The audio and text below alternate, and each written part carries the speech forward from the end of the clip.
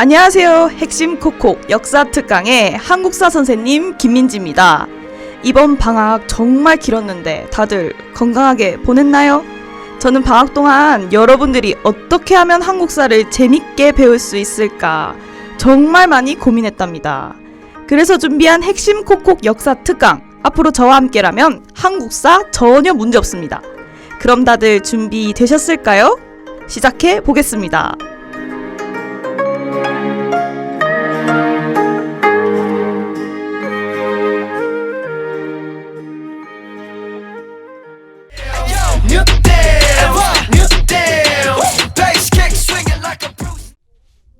자, 오늘은 첫 수업인 만큼 모두에게 친숙한 세종대왕에 대해 알아보도록 할게. 그 전에 얘들아, 세종대왕 하면 떠오르는 것 다들 말해볼래? 그래, 너희가 얘기한 것처럼 훈민정음, 사군 육진 설치 등 이렇게 많은 업적을 기록하신 왕이 바로 세종대왕이야. 오늘은 그 중에서도 한글 창제에 관한 이야기를 한번 할게. 학창시절에 항상 배웠던 훈민정음 다들 기억나니? 나란 말씀이 어쩌고 했던 거. 보자. 저기 첫 번째 줄. 그 친구 한번 얘기해볼래? 그래, 맞아. 해석해보면 나란 말이 중국과 달라 불쌍한 백성들이 한자를 몰랐다는 거야. 그래서 책을 읽을 수도 없어. 이치를 깨닫지 못했고, 그렇기 때문에 죄가 죄인 줄 몰라 억울함도 호소할 수 없었지. 그 당시 기득권을 유지하려고 했던 사대부들과 달리 이런 백성들을 불쌍히 여겼던 세종대왕이 백성들을 사랑하는 마음으로 훈민정음을 창제했어. 그런데 혹시 너희들 세종대왕이 시각장애인이셨던 거 알고 있었니? 세종대왕은 어렸을 때부터 눈의 병을 앓고 계셨고 책을 잠시라도 못 읽게 되면 되게 불안해하셨던 활자 중독증이셨어. 지금 너희 눈빛이 어떻게 사람이 그래? 라는 눈빛인데? 그래, 보통 사람의 마음가짐이 아니셨으니까 문자를 창제하시지 않았을까? 아무튼 이렇게 책을 좋아하셨지만 눈이 좋지 않아서 아버지 태종 이방원께서 걱정이 이만저만이 아니셨어. 그래서 한날은 어떤 일이 있었냐면 잠시만. 여기까지 얘기하고 쉬려고 했는데 잠시 원장 선생님이 부르시네. 다들 잠시 노래 듣고 기다리고 있어. 반장, 나와서 노래 아무거나 한번 틀어봐. 아무 노래나 일단 틀어. 아무거나 신나는 거. 자자. 다들 조용. 무슨 노래 듣고 있었어? 아무거나 틀어라 했더니 정말 지코의 아무 노래를 듣고 있었네. 그럼 다시 수업해볼까? 자, 책을 너무도 좋아하는 세종 때문에 태종의 걱정이 이만저만이 아니셨어. 그래서 한날은 태종이 세종방에 있던 모든 책들을 다 뺏어버린 거야. 책을 뺏기는 게 두려웠던 세종은 책 한 권을 품속에 숨기고 그 책을 이불 속에 들어가 무려 100번을 읽었어. 그제서야 그 책의 뜻을 이해할 수 있었다고 말씀하셨어. 그렇게 책을 읽으시다 어두운 곳엔 지팡이가 없으면 걷는 게 어려웠을 정도로 눈이 안 좋아지셨고 한글 창제 후 눈이 멀어버리셨어. 한 사람의 눈을 멀었지만 세종대왕 덕분에 수많은 백성들이 눈을 뜨게 되었고 한글로 그들의 억울함을 호소할 수 있게 되었지. 그러니까 세종의 꿈이 이루어졌다고 할 수 있겠지? 그러니까 너희들 한글의 위대한 뼛속 깊이 새겨란 말이야. 동네에선 어린 아가들이 도담도담 잘 지내고. 자, 다음으로 넘어가서 이번에는 세종과 그에게 왕위를 물려준 아버지 태종과의 이야기를 해보려고 해. 우리가 세종의 업적으로 알고 있는 대마도 정벌. 사실 이건 태종이 일으킨 일이야. 태종은 아들에게 정치, 경제, 외교 등 모든 권한을 넘겼지만 군사 직무는 넘겨주지 않았어. 그리고 세종이 즉위한 후 태종은 현재 대마도라고 불리는 쓰시마 섬 정벌을 위한 군사작전을 펼쳤지. 태종이 펼친 작전이지만 세종 즉위 후 일어난 일이기 때문에 세종의 업적이라고 하는 거야. 기록에 보면 대마도는 원래 우리나라 땅이지만 일본인들이 도적질하고 마음대로 군민을 살해하고 집에 불을 질렀다. 그래서 그 사람들의 살코기를 씹고 그 가죽 위에서 자는 생각을 함이 여러 해이다 라고 쓰여 있어. 우리가 알고 있는 세종과는 정말 다른 잔인한 내용이지. 이처럼 태종은 아마도 세종에게 정치하기 편하고 안전한 환경을 만들어주기 위해 아들 대신 잔인한 일을 했던 것 같아. 세종 역시 아버지가 안전한 나라를 물려주었으니 나는 백성들에게 배부른 나라를 만들어줘야겠구나 라고 생각했다고 해. 세종대왕은 성군이라 불리게 된 이유도 백성을 사랑하는 세종의 마음은 물론이고 아버지 태종이 나라를 잘 이끌어가게 미리 발판을 마련해 준 덕분이 아닐까 싶어. I can fly the sky. Never gonna stay. 내가 지쳤어. 이번에는 세종에 대해 정말 가볍게 듣고 넘어가도 좋을 이야기들을 들려줄게.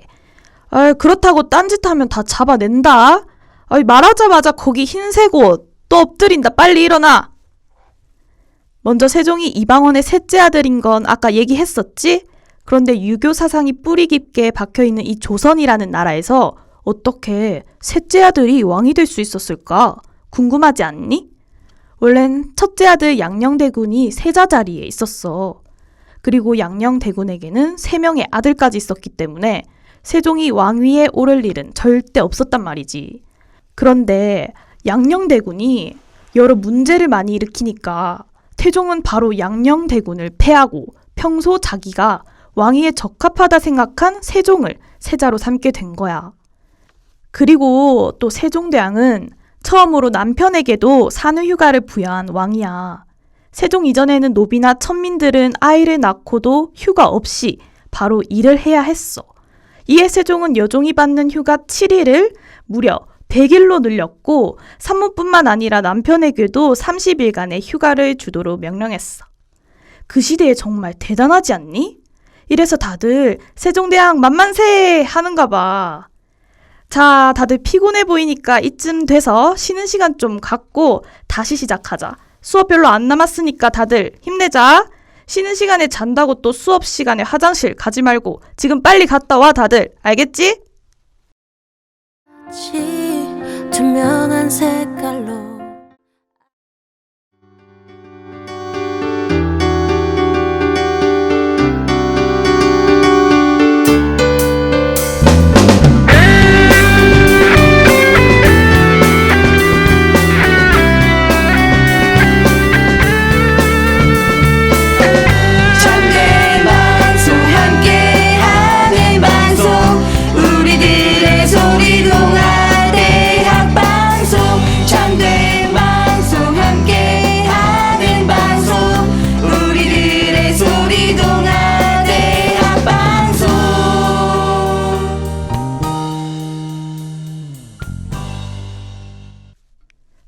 자, 수업 시작했다. 다들 피곤해 보이니까 선생님이 영화 얘기해줄게. 천문, 하늘에 묻는다 라고 혹시 본 사람?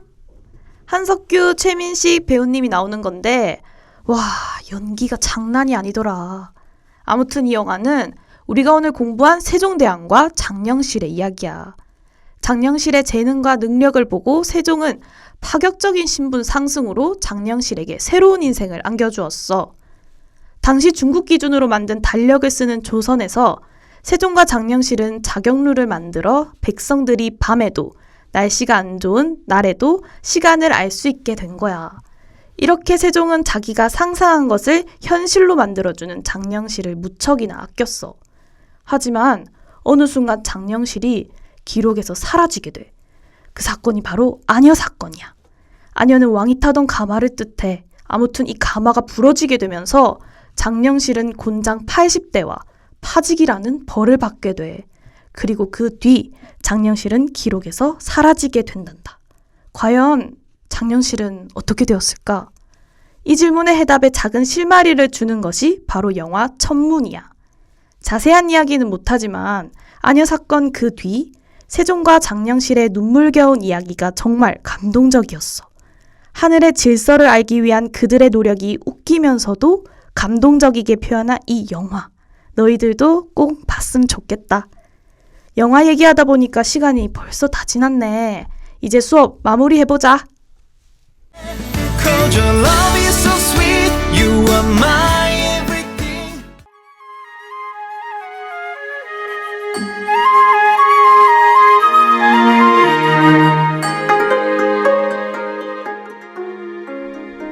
자, 오늘 핵심 콕콕 역사 특강의 첫 주, 첫 수업이었는데 다들 재밌었나요? 우리가 잘 알고 있었다고 생각한 세종대왕이지만 생각보다 몰랐던 사실이 정말 많았지 않았나요? 그럼 다음 시간에는 정조에 대해 수업할 테니 예습해오고 복습도 꼭 해오도록 합시다.